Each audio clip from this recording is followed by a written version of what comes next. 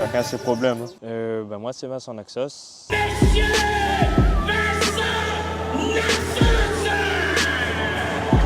J'habite à Saint-Denis, combattant de boxe thaï, K1 et kick. Je m'entraîne au club de la Team Robert et j'ai 31 ans.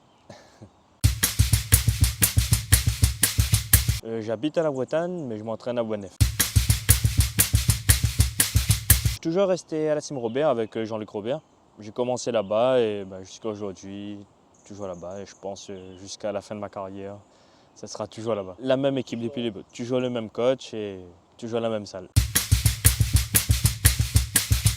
En fin de compte, c'est un gros hasard. Hein. En fin de compte, avant, je pratiquais du foot, je pratiquais d'autres sports aussi avant. Et quand j'ai arrêté le foot, mon beau-frère du temps m'a dit qu'il connaissait un club de boxe aux alentours et il m'a emmené. Et du coup, voilà. C'est vraiment un gros hasard. Hein. C'était pas vraiment pour me défendre ou pour après avoir subi une agression ou quoi que ce soit. C'était vraiment pour me lancer dans le sport. Pour essayer au début et après, je suis tombé amoureux. Je rentre dans ma 13e année, là, 13e année de pratique. Ouais. Directement au club de la Team Robert, j'ai commencé par la boxe thaï et du coup, jusqu'à aujourd'hui. On boxe aussi en K1 et en kick. Alors, le premier entraînement, très dur parce que j'ai pris énormément de coups. Donc forcément, je me suis posé des questions. Mais en sortant de la salle, je me rappelle, je ne peux pas arrêter là-dessus. Il faut que je m'entraîne et que plus tard, je revienne. Et dans quelques mois, ils verront que les choses passeront différemment. Et du coup, c'est ça qui m'a incité à continuer et à m'entraîner 2 fois plus. Un côté gros cœur, mais gros cœur sans le montrer forcément. Non, compliqué. Après, instinctif sur le niveau sportif parce que j'ai toujours pratiqué du sport depuis tout petit. J'ai fait plusieurs sports. Et donc au niveau du sport, il n'y avait aucun souci, mais c'était compliqué de recevoir des coups et donner des coups en même temps. On se pose des questions. Sinon, sur le côté sportif, ça allait. Ouais, j'ai commencé à la fin de mes 17 ans. J'étais dans mon année des 18 ans et voilà, un peu tard, on va dire, entre guillemets, mais je m'y suis donné à fond et voilà. J'ai rattrapé un petit peu le retard que j'avais. En fin de compte, le fait que j'ai commencé un peu tard, entre guillemets, ça m'a permis de pouvoir analyser les choses aussi et savoir ce qu'il fallait faire, ce qu'il ne fallait pas faire et assimiler un peu mieux les consignes aussi. Des fois, quand on est plus jeune, on a tendance à être un peu fougueux. Et là, j'étais fougueux, mais j'arrivais à gérer un peu le truc. Ouais, alors en fin de compte, le matin, ça va être plutôt tout ce qui dit travail de cardio et renfort. Toujours sur le côté boxe, aussi sur un peu de la muscu et du renfort. Après, le matin, il y a principalement de la leçon au PAO, au pas de d'ours. Il y a aussi du gros travail au sac. D'accord. Après, le soir, ça va être plutôt du travail technico-tactique. Il y aura aussi de la leçon au PAO et au pas de d'ours, mais il y aura plus principalement des échanges avec avec les partenaires des salles, tout en restant dans la technico-tactique et de temps en temps de la mise de gants aussi. Je boxe dans 2 catégories différentes. Je boxe soit en 67, soit en 64. Dans les 2 cas, il faut que je fasse un régime, mais quand je boxe de la catégorie en dessous, en 64, on va dire que le régime est un peu plus strict et un peu plus long. En 67, en un mois et demi, je peux arriver au poids. 64, il faut un bon 2 mois. Facile. Après, le régime est très strict. On n'a pas droit à beaucoup d'écart. Parce qu'à peine on va manger quelque chose, on va reprendre du poids. Du coup, il faudra recourir le poids pour que ça redescende. J'avais consulté une fois une diététicienne qui m'avait donné un programme adapté à ce que je faisais, à ma perte de poids. Et du coup, j'ai toujours gardé ce programme-là à chaque fois que je fais des régimes et des pertes de poids. Mais je ne suis pas suivi constamment par un nutritionniste ou une diététicienne. Quotidiennement, j'adore le sucre. Mais quand c'est la prépa, il faut faire des sacrifices. Mais si je m'arrête une semaine ou 2, je peux prendre pas 20 kilos, mais quelques kilos quand même. À l'époque où moi j'ai commencé, quand c'était moi le plus jeune, et il y avait beaucoup d'anciens, entre guillemets, des champions qui étaient déjà là, des Romain Tican, Grégory Drenaza, Laurent Thévanet, Richard Nativel et autres, il y en avait plein. Et du coup, c'était moi un petit peu le plus jeune. Du coup, il y avait une espèce d'ambiance où, je sais pas, j'arrive pas trop à expliquer. C'était une ambiance différente d'aujourd'hui. Aujourd'hui, il y a toujours une très bonne ambiance, que ce soit à la salle ou ailleurs, mais c'est une ambiance différente. Aujourd'hui, on va dire que c'est moi le plus ancien. Le fait qu'il y avait des anciens avant et qu'ils étaient là, leur mentalité, ça instaurait une espèce d'atmosphère dans la salle, mais j'arriverai pas à expliquer aujourd'hui c'est quel genre d'atmosphère. On a un peu de mal à retrouver ça, mais il y a toujours une très très bonne ambiance à la salle et tout le monde s'entend très bien. Il y a des combattants qui ont un très bon niveau dans le club. On pourrait très bien se dépasser avec eux. Mais c'est juste que comme on est des frères d'armes, d'accord, on est des frères d'armes, et du coup, quand on va boxer entre nous, il y a un certain palier qu'on ne dépassera pas. Parce que c'est un partenaire, et c'est plus qu'un partenaire, c'est quelqu'un avec qui on est tous les jours. On se voit tous les jours, des fois on se voit plus que nos propres familles. On est là tous les jours, tout le temps, donc c'est un peu compliqué de passer ce palier-là avec une personne de la salle. Si on va s'entraîner avec quelqu'un d'extérieur, là, ça va être différent. Ça fait un moment que j'ai pas eu l'occasion d'eux. Il y a une certaine période où on le faisait souvent. Là, ça fait un petit moment qu'on n'a pas eu l'occasion d'eux. Après, il faut dire qu'il y a beaucoup de galas et beaucoup d'événements qui se sont enchaînés. On n'a pas eu le temps de partager avec d'autres personnes. Mais à l'occasion, ouais. Localement, après, personne en particulier. J'aimerais échanger avec tout le monde, toujours dans le bon esprit. Après, internationalement, forcément, on aimerait faire des sparring avec les plus grands. On parle des gars comme Rotang, super bon. Après, il y a un gars que j'aime bien aussi, il s'appelle Miguel Trindade.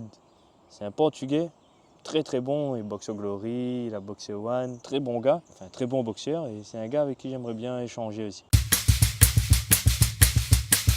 Quand moi j'ai commencé la boxe, on voyait beaucoup les vidéos de boxeurs comme Ramon Decker, Boakao, Senchai, ce genre de combattants-là. C'était pas vraiment des inspirations, mais des motivations plutôt. J'étais motivé à pouvoir atteindre ce niveau et boxer dans les mêmes organisations. Il n'y avait pas vraiment un boxeur en particulier que je suivais. Je pense que je serais parti plutôt vers le côté traditionnel parce que j'adore le Muay. Mais même en Thaïlande, ils commencent à s'adapter à la boxe européenne. Parce qu'en fin de compte, les grosses organisations comme le Glory ou le One, ils privilégient ce genre de boxe-là. La boxe avec du contact. Parce que lorsqu'on va boxer, que ce soit en France ou ailleurs en Europe, ils vont privilégier le pointage européen. En Europe, ils sont très, très explosifs, ils utilisent beaucoup l'anglaise. Ils sont très techniques, hein, mais très explosifs. Donc les Thaïs s'adaptent aussi à ce type de boxe. En Thaïlande, j'ai eu l'occasion d'y aller 3 fois. On est parti je crois qu'on est parti 8 ou 10 jours. On s'est entraîné une semaine et après j'avais boxé au Max Muay Thai à Pattaya. Donc 3 fois j'étais parti, c'était une belle aventure. Mais sinon, autre que ces 3 fois-là, non, j'y suis pas parti, je suis pas allé. Jean-Luc Robert, mon coach, dur, mais sympathique en même temps. D'accord. En fin de compte, comme je dis, ça fait 13 ans qu'on se connaît là, 13 ans que je suis avec lui. Mais au fur et à mesure, c'est plutôt un lien familial qui s'est créé, un lien familial et de confiance qui fait que on a toujours envie de faire mieux pour ne pas le décevoir. C'est comme un deuxième papa, c'est exactement ça. Voilà, toujours là pour me pousser vers l'avant et pour m'emmener vers le haut. Qu'importe le moment où j'ai besoin de lui, si un jour j'ai besoin de m'entraîner un samedi ou un dimanche, il sera là. Donc il reste toujours dur dans ce qu'il fait, mais sympathique en même temps. Alors, combat, je crois que j'ai 54 combats pour 36 ou 37 victoires, je crois. Local, j'ai été plusieurs fois champion de la Réunion en K1, en boxe thaï. Après, j'ai fait des titres de vice-champion de France aussi, en K1 et en boxe thaï. Vice-champion d'Europe aussi en K1. Et j'ai été champion du monde 2 fois en K1, une fois en kick. Et vice-champion du monde dernièrement en K1. En fin de compte, kick, j'ai fait un seul combat. C'était pour un titre mondial et j'ai gagné. Ouais, c'était à Saint-Joseph. C'était en mars 2023. Merci. J'ai eu l'occasion de combattre plusieurs nationalités de combattants. C'est cool. Des Thaïs, des Français, des Belges, des Malgaches, des Sud-Africains. Donc c'est cool de pouvoir voir différentes nationalités de combattants parce qu'on voit différents styles de combat aussi. Alors, mon premier combat, c'était à Bois-Neuf, là où je m'entraîne. Mon coach avait organisé un gala sur le plateau noir, juste devant la salle. Et mon premier combat, c'était devant, je sais pas, vous devez le connaître, Jérémy Payette. Ouais, Jérémy, c'était mon premier combat et lui aussi, c'est son premier combat. Et je me rappelle, Jérémy a toujours été quelqu'un d'explosif dans sa boxe et dans ses coups. Je me rappelle au premier round, quand c'est passé, je me suis dit waouh, c'est ça la boxe en fait. Et après, après on a fait le combat, on a combattu. Mais je me rappelle quand le premier round est passé, c'était un rouleau compresseur. Je me suis dit waouh, c'est aussi dur que ça. Mais voilà, après depuis ce jour-là, malgré qu'à chaque combat, ça reste dur et c'est un stress en soi, on revient quand même. C'est un peu ça de tous les côtés, tu vois. Dans les compétitions en soi, je ne suis pas quelqu'un de forcément agressif, quelqu'un qui a la foudre. Je ne suis pas forcément agressif comme ça, mais je vais jouer beaucoup sur le pointage et sur la stratégie. Quand je ne vais pas aller chercher le contact pour forcément mettre KO ou faire tomber mon adversaire. Je préfère boxer sur 5 rounds parce que je suis quelqu'un qui démarre assez lentement et qui va monter progressivement. En général, le premier round va plutôt être un round d'observation pour que moi et mon coach on puisse observer comment ça se passe. Et après, en fonction de comment le premier round s'est passé, là, on va établir une stratégie pour la suite du combat, pour les 4 rounds qui restent. Je vais être plutôt quelqu'un qu'on appelle un technicien, pas une machine à KO, plutôt côté technicien, sur l'intelligence du combat et la stratégie pour marquer le maximum de points et être vainqueur au final. Alors dans le mouet, moi j'aurais tendance à utiliser plus le mouet, c'est-à-dire le corps à corps, les genoux, les projections, les saisies. Et en kick, je suis un petit peu, pas perdu, mais des fois je suis un peu frustré parce que le kick c'est beaucoup de débit. Et en mouet, on va être plutôt posé. Donc des fois quand tu tombes devant une pile électrique, c'est un peu compliqué au niveau du débit parce que nous on a l'habitude de travailler efficacement en étant posé. Donc on s'adapte, mais en kick c'est un peu frustrant pour nous qui avons l'habitude de boxer en mouet. Ouais, en kick, ils vont être très mobiles. Ils vont se déplacer, beaucoup de déplacements, beaucoup de sorties, des accès. Alors qu'en mouet, on va chercher plutôt les appuis, plutôt être ancré dans le sol pour pouvoir être efficace sur les coups.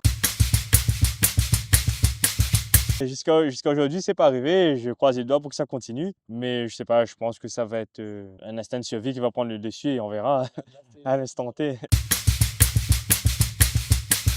En fin de compte, chaque défaite est assez difficile à digérer. Après, il faut apprendre à perdre, hein. Ça fait partie du jeu aussi. Il faut apprendre à perdre. Mais c'est difficile parce qu'en fin de compte, quand tu te prépares constamment et arrivé le jour J, tu perds, le gars était meilleur ou sinon tu n'as pas réussi à faire sortir ta boxe. Tu vois. C'est un coup moral parce que je te dis, tous ces sacrifices que tu as fait, tous ces moments que tu as sacrifiés, que ce soit avec ta famille, tes amis, ou personnellement, ou dans ta vie de tous les jours, ou professionnellement. Et au bout du compte, tu hésites à sacrifier tout ça, pour une défaite. Mais en vrai, il ne faut pas le prendre comme ça, parce que c'est le jeu. Mais sans le vouloir, ça t'atteint quand même psychologiquement.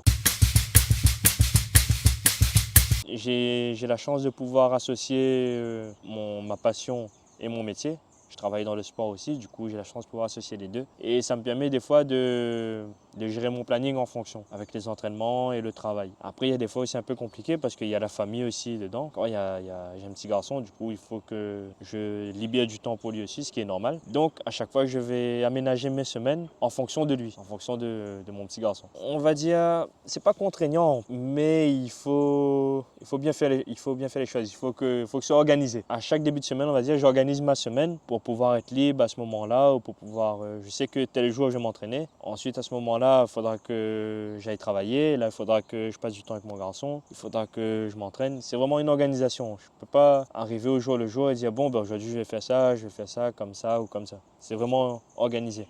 La priorité, ça va être ma famille. Mon petit garçon, la priorité, ça va être lui. Mais j'oublie pas les à côté aussi. Au début, ils avaient un peu de mal à croire que je fasse de la boxe. Comme je disais tout à l'heure, j'ai toujours été quelqu'un de plutôt réservé, discret, un peu hyperactif parce que j'avais du mal à rester en place. Mais voilà, toujours un peu dans son coin, réservé. Toujours avec mes amis, bien sûr, mais jamais dans l'excès ou quoi que ce soit. Et du coup, pour eux, ils avaient du mal à me voir dans ce sport-là parce que j'étais tout fin, j'étais comme ça.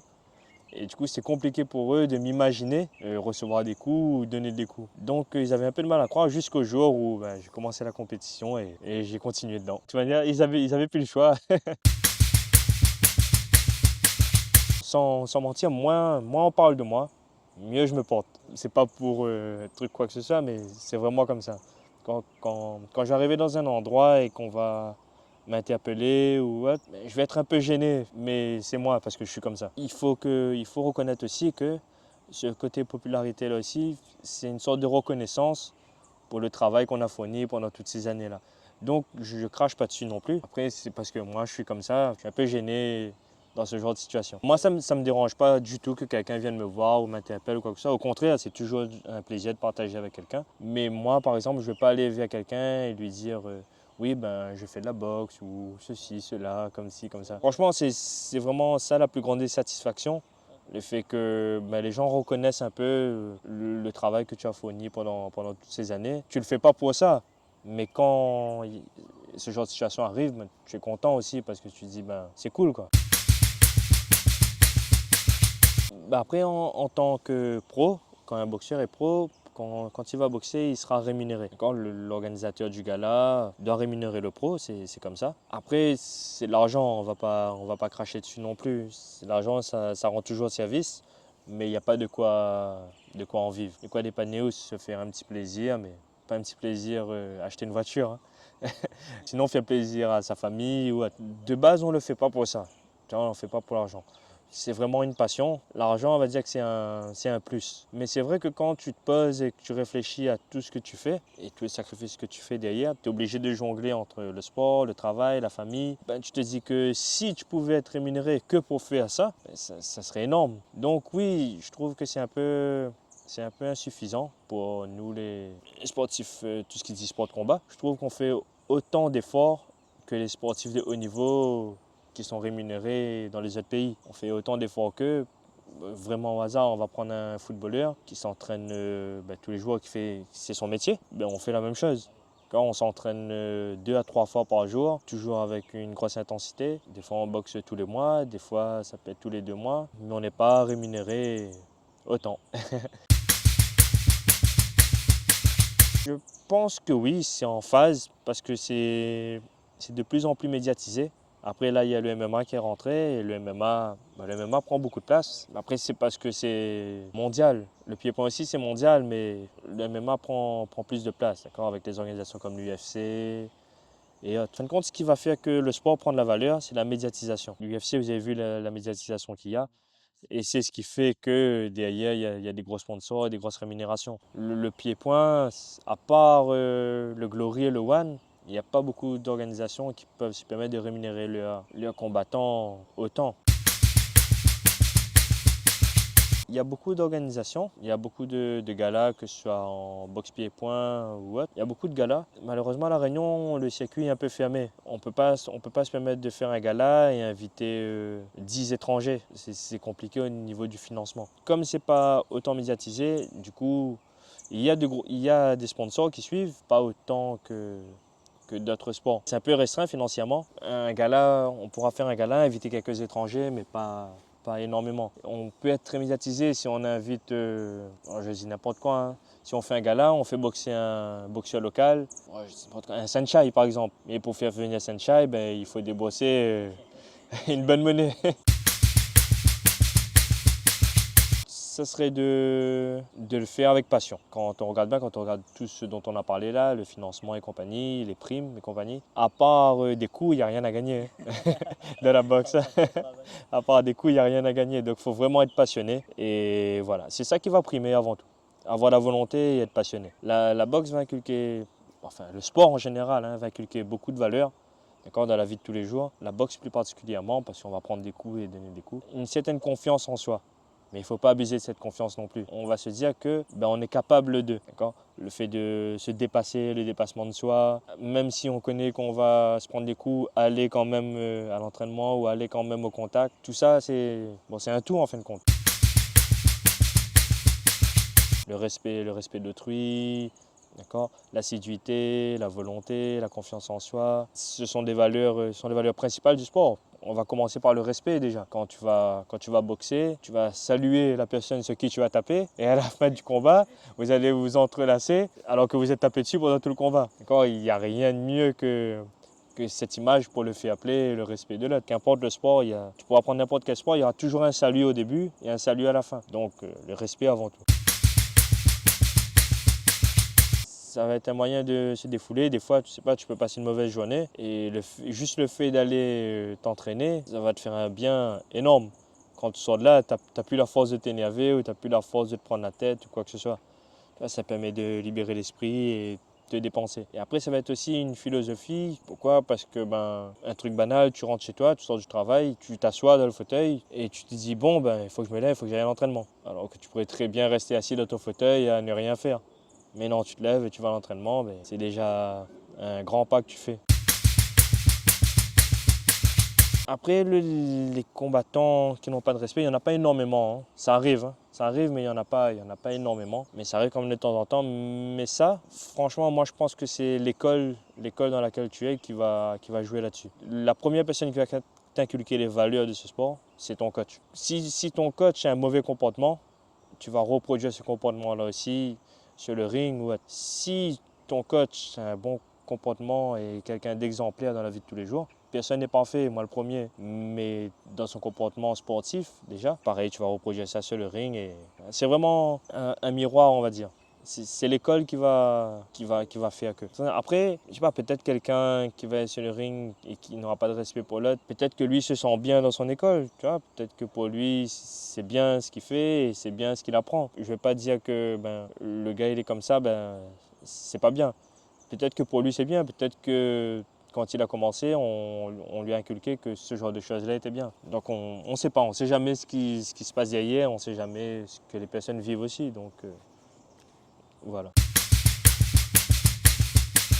Alors là, prochainement, je devrais boxer normalement sur le gala de Saint-Joseph, le gala de la team SE Vincent Do, Patrick Payette. Il doit faire un gros gala international début avril normalement. Je n'ai pas la date exacte, mais ce sera début avril. Normalement, mon coach devrait organiser aussi. Je ne sais pas quand exactement, ça serait dans les environs d'avril-mai. Donc voilà, et ensuite, ce que j'aimerais cette année, c'est pouvoir essayer de prendre un titre en moins en fonction des possibilités. On verra ce qui est possible et ce qui n'est pas possible. Ensuite, toujours boxer un maximum possible, boxer les meilleurs. On s'entraîne pour boxer les meilleurs de toute façon. Et après, si j'arrive à prendre un titre en moins, j'aimerais essayer de m'attaquer à un titre en full. Le full, c'est pas du tout ma discipline, mais en fin de compte, j'aimerais essayer d'être titré dans chaque discipline. Le full contact, en fin de compte, ça va être du pied-point, mais les jambes, en fin de compte, on n'a pas le droit de travailler les jambes en dessous de la ceinture. C'est toujours au-dessus de la ceinture. Et c'est que du pied-point et jambes. Pas de genoux, pas de projection, pas de coude, rien. Ça va plus se rapprocher du kick et de la BF. Alors en dehors du sport, je suis papa d'un petit garçon qui s'appelle Owen, il a 4 ans. Je travaille principalement dans le sport, je vois, comme éducateur sportif. Après, j'interviens aussi dans une salle de sport qui s'appelle One Pack Studio. Je m'occupe de la partie boxe là-bas. Je travaille aussi comme pompier volontaire. Quand mon planning me le permet, je passe des gardes. Je vais plutôt me pencher vers des métiers où je vais avoir une interaction avec des gens, où il faudra aller vers les personnes. Pourtant, étant quelqu'un de très timide, mais j'aime bien être au contact des gens. En dehors de mon travail, je suis pas trop comme ça. Alors, j'aime pas trop rester chez moi. Mais après, je suis plutôt quelqu'un de tranquille. J'aime pas trop rester chez moi. J'aime bien bouger, mais comme je disais tout à l'heure, plutôt discret dans son coin. Si j'ai un truc à faire, je vais le faire moi-même. Après, j'aime bien aussi sortir avec mes amis. Après, en dehors de la boxe, j'aime bien faire du sport en général, que ce soit courir, jouer au foot ou qu'importe le sport. Du moment que ça bouge, j'aime bien. Enfin, ça ne tient qu'à moi, mais j'aime pas trop les sports où il faut rester mobile. Par exemple, le billard, le golf. Je vais jouer, mais je ne vais pas m'investir autant. Après, j'aime bien les jeux vidéo aussi. J'ai mon moment où j'ai besoin de jouer aux jeux vidéo aussi, sans forcément en abuser, mais j'aime bien aussi. Moi, je ne pousserai pas vers quoi que ce soit. Après, là, forcément, comme il me voit dedans, des fois, il a envie de mettre un peu les gants, de frapper un petit peu dans le sac et tout. Mais de moi-même, je ne lui dirais pas, faut qu'il fasse ça absolument. Ouais. Par contre, je veux absolument qu'il fasse un sport, qu'importe le sport. Là, il fait de la gym, il adore. Il veut s'essayer un petit peu au foot, là, on verra bien. Mais du moment qu'il bouge, moi, ça me convient. Je trouve que c'est quelque chose de très important. Comme je le disais tout à l'heure, ça inculque beaucoup de valeurs.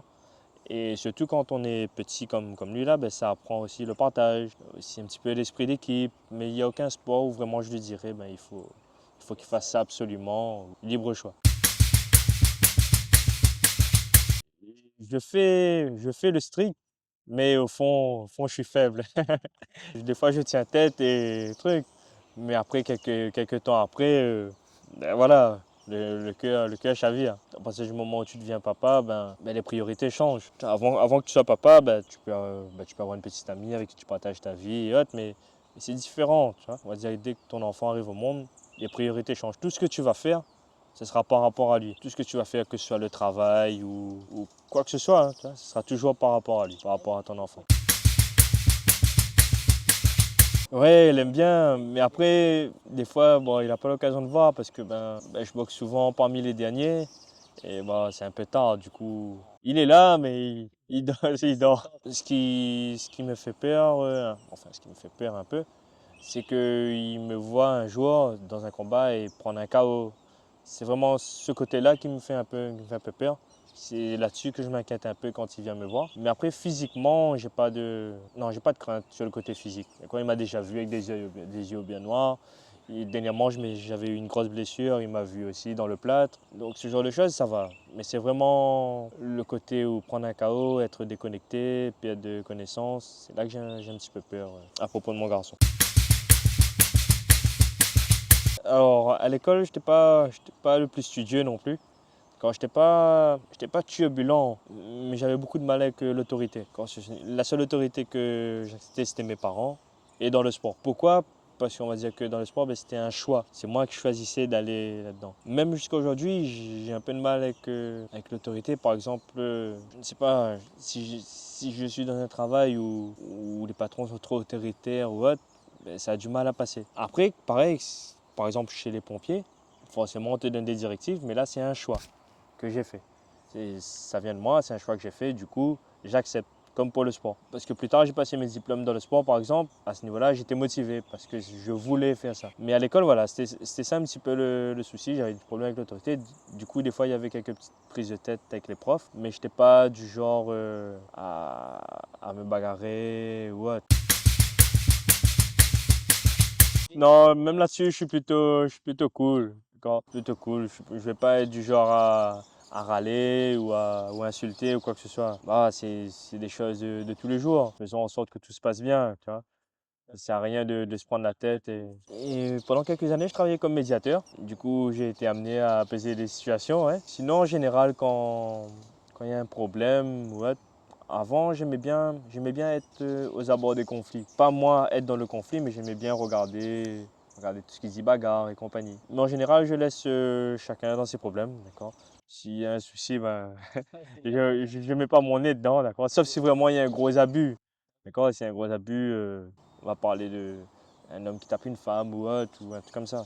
Mais sinon, dans le cas contraire, des personnes qui se disputent, chacun ses problèmes, hein. Merci à vous, hein, merci à Run FC. Voilà, ça fait plaisir d'avoir des petits médias locaux qui mettent en avant les sportifs locaux. Il manque un peu de ça à La Réunion. Il y en a qui font le maximum pour, que ce soit vous, Champions, quelques autres chaînes locales, médias locaux. Du coup, merci, hein, franchement, ça fait plaisir. Après, un petit big up à mes partenaires. Il y a Run Combat qui me suit, qui m'équipe au niveau de la boxe et des équipements sportifs quand j'en ai besoin.